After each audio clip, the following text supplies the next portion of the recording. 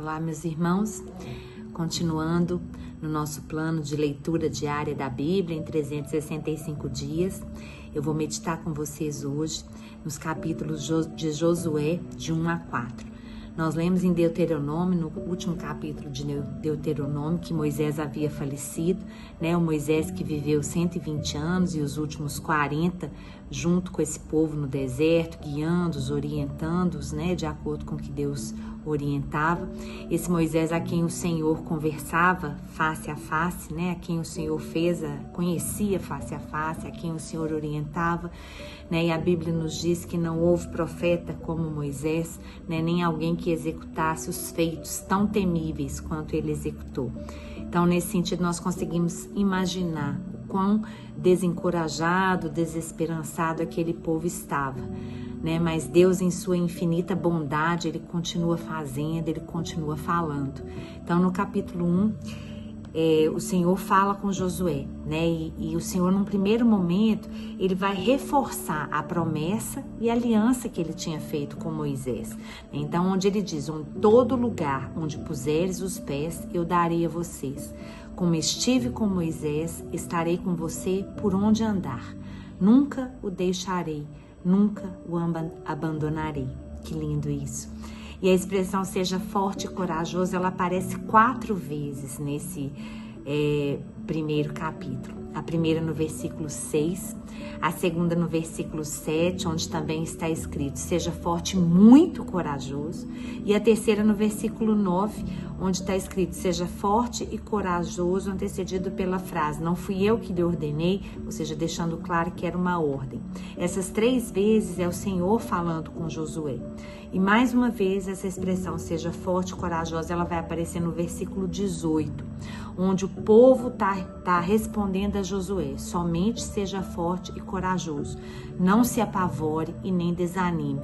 Que chave importante nós temos aqui, não é, meus irmãos? Frente a grandes desafios, a situações difíceis, onde nós não temos o controle, nem sabemos como vai ser o resultado, seja forte e corajoso, não desanime, né? Não se apavore. E o Senhor continua falando com Josué, né, para ter o cuidado de obedecer toda a lei sem desviar, para que seja bem sucedido, onde quer que ande. Não deixe de falar nem meditar nas palavras deste livro da lei, de dia e de noite.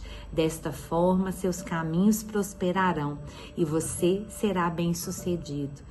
É um segredo de sucesso revelado, né, meus queridos? Obediência.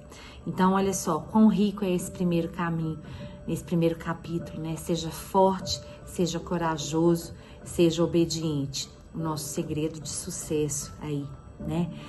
A partir daí, então, Josué vai começar a orientar os oficiais, a orientar o povo, né, a se santificar, que grandes coisas o Senhor faria ali. Reforça, né, a orientação que Moisés já tinha dado com as tribos de Rubens, de Gade, metade da tribo de Manassés, que na realidade já tinham se estabelecido na porção de terra deles ali antes da travessia do Jordão, mas tinham combinado que eles seguiriam guerreando com o povo até que toda a nação tivesse sido estabelecida na terra. No capítulo 2, então, nós temos a história de Raabe, né? A Bíblia nos conta que Josué enviou 2 espias para sondar a terra, principalmente Jericó. E esses espiões, eles entram na casa de Raabe, que era uma prostituta. A Bíblia nos fala que a casa dela, ela fazia parte do muro da cidade. E aí, quando eles chegam ali, né, a fofoca corre solta e o rei já fica sabendo que tinham 2 espiões, então ele manda uma mensagem para Raabe para ela poder mandar esses homens embora. E é claro que a intenção era matar esses homens. E aí ela corajosamente mente, né, ela mente para os mensageiros do rei, fala que os homens já haviam saído da cidade antes das portas serem fechadas, mas na realidade ela esconde os 2 homens no terraço da casa dela. E é maravilhoso como que Raabe, mesmo sem conhecer, reconhece a grandiosidade do Senhor através da história do povo de Israel, né? Ela diz, eu sei que o Senhor deu a vocês esta terra.